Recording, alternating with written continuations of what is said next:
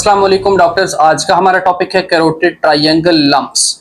Basically हम नेक lumps की series को डिस्कस कर रहे हैं। उसमें आज का टॉपिक है कैरोटिड ट्रायंगल के अंदर जो लंप्स होते हैं जो कि नेक में होती है वो कौन कौन से हैं और उनको हम डिफरेंशिएट किस तरह कर सकते हैं। बेसिकली यहाँ पे जो पहला डिफरेंशियल है वो है ग्वाइटर। ग्वाइटर बेसिकली जो हमने previously mid line neck lumps के बारे में चीजें डिस्कस की थी उनके अंदर भी था, जिनके अंदर हमने इनलार्ज्ड थायराइड इस्थमस या ग्वाइटर को डिस्कस किया था।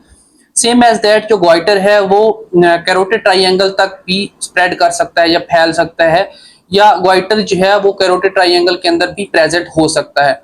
ग्वाइटर डिफरेंट सिम्टम्स के साथ प्रेजेंट करता है। हाइपरथायराइडिज्म के सिम्टम्स के साथ प्रेजेंट कर सकता है या हाइपोथायराइडिज्म के सिम्टम्स के साथ प्रेजेंट कर सकता है। बेसिकली ये नेक के अराउंड स्वेलिंग होती है, मोस्टली ये एंटीरियर साइड पे होती है। जब हम स्वेलो करते हैं तो ये जो है अपवर्ड मूव करती है, और जब हम टंग को प्रोट्रूड आउटसाइड करते हैं तो ये अपवर्ड मूव नहीं करती। ये थी चंद बातें जो ग्वाइटर के रिलेटेड हमने प्रीवियस वीडियो के अंदर भी डिस्कस की थी। ठीक है, अब नेक्स्ट जो है हमारे पास डिफरेंशियल वो है ब्रैकियल सिस्ट।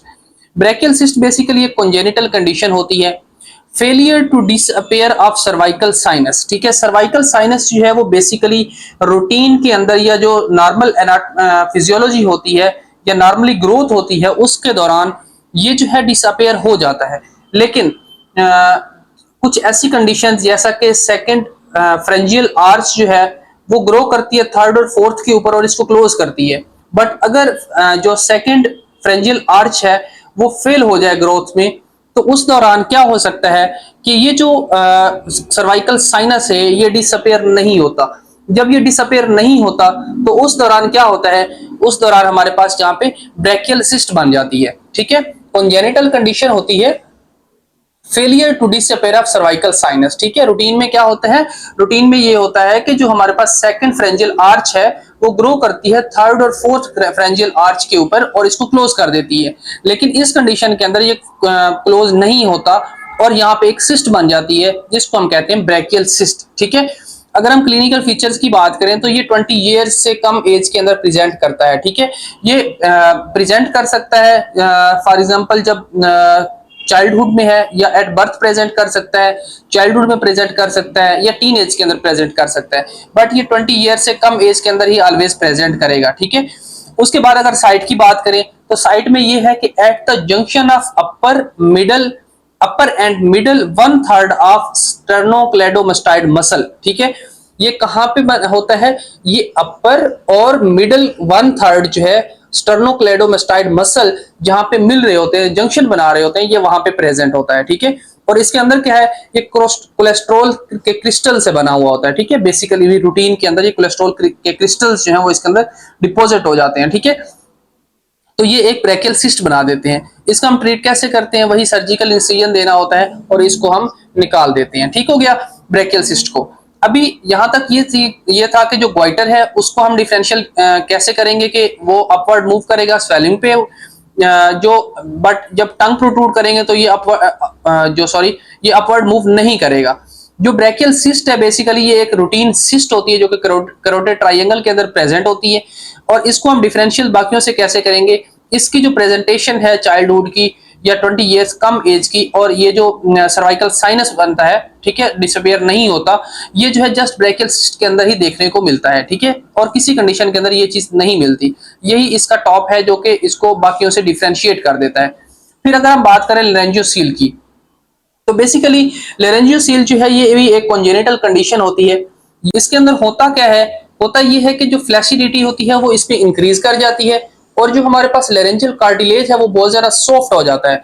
जब ये बहुत ज्यादा सॉफ्ट हो जाता है तो ये एक लंप की स्टाइल के अंदर, ये लंप की तरह ये प्रेजेंट करती है, और इसको हम कहते हैं लेरेंजियोसील। ठीक है, इसके अंदर लेरेंजियोमलेशिया हो भी सकता है और नहीं भी हो सकता। ठीक है, ये रूटीन में हमारे पास एट बर्थ ही प्रेजेंट करती है। ठीक है, क्योंकि कंजेनिटल कंडीशंस जो होती हैं वो अर्ली एज के अंदर ही आ जाती हैं। ठीक है, इसको हमने हॉलमार्क या इसका जो हम कहते हैं कि डिफरेंशिएट बाकियों से कैसे करेगा, तो इसके अंदर स्ट्राइडर प्लस नेक लंप होगा। ठीक है, जो कि एक्सपायरेशन पे अपीयर होगा। जब हम पेशेंट को कहेंगे कि एक्सहेल कर दे, जो एयर इनहेल की हुई है उसने लंग्स के अंदर उसको एक्सपायरेट कर दे, तो उस दौरान ये जो है बड़ा क्लियरली ओपनली वाइड होकर हमें नजर आना स्टार्ट हो जाता है। इसके अंदर वर्ड यूज हुआ है स्ट्राइडर। स्ट्राइडर बेसिकली ये होता है कि नॉइजी रिस्पायरेशन होती है जो कि अपर रिस्पायरेटरी ट्रैक की ऑब्स्ट्रक्शन की वजह से होती है, ठीक है। फॉर एग्जांपल यहाँ पे मैं एक इसको ड्रा कर देता हूं, ये फॉर एग्जांपल हमारे लंग्स हैं, ठीक है। तो इस लंग्स में क्या होगा कि या अपर जो रिस्पायरेटरी ट्रैक है, अगर यहाँ पे कोई भी ऑब्स्ट्रक्शन आ रही होगी तो इस ऑब्स्ट्रक्शन की वजह से क्या होगा, इस ऑब्स्ट्रक्शन की वजह से जो एयर की एंट्री है उसके अंदर चेंज आएगी और हमें जो साउंड है वो एक अजीब स्ट्राइडर की तरह फील होगी। इस कंडीशन को हम कहते हैं this is stridor, respiratory stridor आ रहा है, ठीक है। होता यह है कि जब पेशेंट जो है इंस्पायरेट करता है तो स्ट्राइडर की साउंड आएगी हमारे पास चेस्ट ऑस्कल्टेशन पे, और जब एक्सपायरेट कर देगा तो उस दौरान नेक लंप जो है वो प्रॉपर्ली अपीयर हो जाएगा कैरोटिड ट्रायंगल के अंदर, ठीक है। जब हम ट्रीटमेंट की बात करते हैं तो इसको हमने कंजर्वेटिवली ही ट्रीट करना होता है, ठीक है। उसके बाद नेक्स्ट अगर हम बात करें carotid triangle carotid body tumour की, तो कैरोटिड बॉडी ट्यूमर जो है ये बहुत ज्यादा एग्जाम में पूछा जाने वाला क्वेश्चन है, ठीक है। इसके अंदर होता ये है ये जो है अराइज करता है कैरोटिड आर्टरी से, ठीक है, जहां पे कैरोटिड आर्टरीज जो है वो बाइफरकेट हो रही होती हैं, और कीमोडेक्टोमा, ठीक है, इसका सेकंड नेम है कीमोडेक्टोमा। ये पल्सेटाइल होता है। पल्सेटाइल का क्या मतलब है, जब हम इसके मैस के ऊपर हाथ रखेंगे तो हमें ऐसे फील होगा जैसे पल्सेस आ रही हैं यहाँ पे, ठीक है। जैसे हमने बात की थी अब्डोमिनल अयोर्टिक एनोरिज्म्स के बारे में, अब्डोमिन के ऊपर नॉर्मली पल्सेस नहीं आती, लेकिन जब हम एब्डोमिनल अयोर्टिक एनोरिज्म्स के पेशेंट के एब्डोमिन के ऊपर पाल्पेट करेंगे तो वहां पे हमें डायरेक्टली जो है पल्स फील होगी, या पल्सटाइल एब्डोमिनल मैस होगा। जो पल्सटाइल एब्डोमिनल मैस है वो हम डायरेक्टली कहते हैं this is a triple A, abdominal aortic aneurysm. और अगर फॉर एग्जांपल कैरोटिड ट्रायंगल के अंदर कोई मैस पल्सेटाइल हो तो वो हम डायरेक्टली कहते हैं this is CBT, carotid body tumour, ठीक है। कैरोटिड बॉडी ट्यूमर का सेकंड नेम होता है कीमोडेक्टोमा। ये अराइज कहां से करता है, कैरोटिड आर्टरी से, और पल्सेटाइल होता है, ठीक है। उसके बाद अगर हम बात करें तो ये है 5% बाइलेटरल फैमिलियल, ठीक है। कुछ फैमिली हिस्ट्रीज के साथ ये अगर प्रेजेंट करें तो ये बाइलेटरल होता है। उसके अलावा malignant site in front of 1/3 of sternocleidomastoid muscle bifurcation of CCA। इस लाइंस का क्या मतलब, इसका लाइन का मतलब है ये कि ये मैलिग्नेंट होता है, ठीक है, बाई 5% बाइलेटरल हो सकता है फैमिली हिस्ट्री के साथ। मैलिग्नेंट साइट्स जो है वो mostly in front of sternocleidomastoid muscle जो होता है उसका जो 1/3 होता है इन फ्रंट का, तो उसके अंदर ये मेटास्टाइज कर जाता है। और ये अराइज कहां से होता है, अराइज होता है कॉमन कैरोटिड आर्टरी से, ठीक है। तो ये कॉमन कैरोटिड आर्टरी से अराइज होकर ऊपर की तरफ मूव करता है या वहां पे ग्रो करना स्टार्ट कर देता है और मैस की शक्ल बना लेता है, ठीक है। और अगर हम इसके डायग्नोस इन्वेस्टिगेशंस की बात करें तो इन्वेस्टिगेशन के अंदर हमें डोपलर अल्ट्रासाउंड करवाया जाता है। डोपलर अल्ट्रासाउंड के ऊपर ये क्लियर हो जाएगा कि ये कैरोटिड बॉडी ट्यूमर है या नहीं है।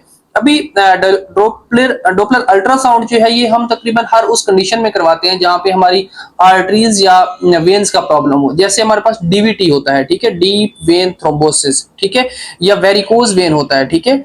वेरिकोज वेन और डीवीटी वगैरह में ये हम लोग डोपलर अल्ट्रासाउंड करवाते हैं ताकि पता चल सके कि ये जो आर्टरीज है या वेन्स है ये किस हद तक बल्ज हुई हुई है या किस हद तक फैली हुई है, ठीक है। और अगर फॉर एग्जांपल इसकी ट्रीटमेंट की बात करें तो ट्रीटमेंट के लिए हमने सिंपली ऐसा करना होता है कि इस ट्यूमर को ही रिमूव कर देना होता है, ठीक है।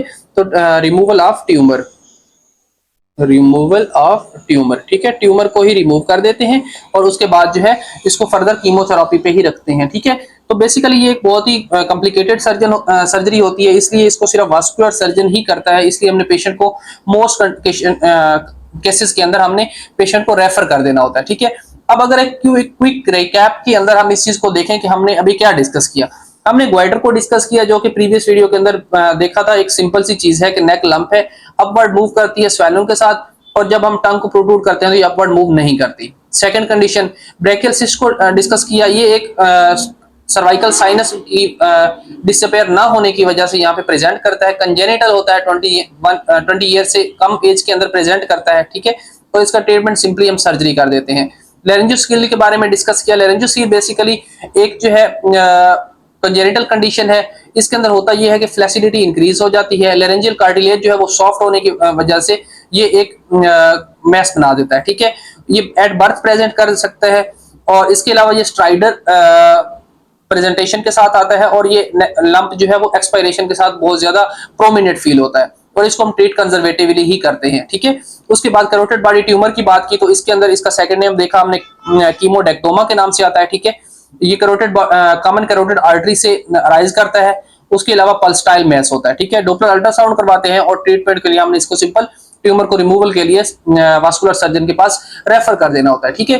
तो ये थी ईच एंड एवरीथिंग जो कि आपको पता होना चाहिए कैरोटिड ट्रायंगल नेक लंप्स के अंदर कौन कौन सी चीजें आती हैं, ठीक है। होप सो कि ये सारी चीजें समझ आई। कोई पॉइंट क्लियर नहीं हुआ तो आप कमेंट बॉक्स में पुट कर दें। मैं इंशाल्लाह ट्राई करूंगा कि एज सून एज पॉसिबल आपको रिप्लाई कर दूं। फिलहाल के लिए इतना ही। थैंक यू डॉक्टर्स, अल्लाह हाफिज।